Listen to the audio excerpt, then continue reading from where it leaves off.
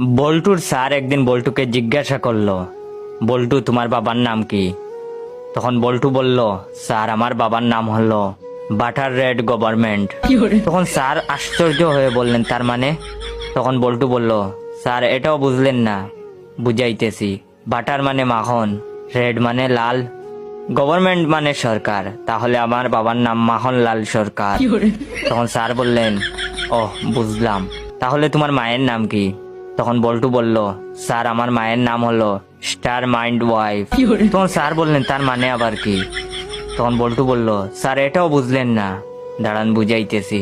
Sir star মানে তারা, mind মানে মন, ওয়াইফ মানে বিবি, তাহলে আমার মায়ের নাম হলো তারামন বিবি। তখন স্যার বললেন, ওহ বুঝলাম, তাহলে তোমার ভাইয়ের নাম কি? তখন বল্টু বলল, আমার ভাইয়ের নাম ফাদার বাস। স্যার বললেন, তার মানে?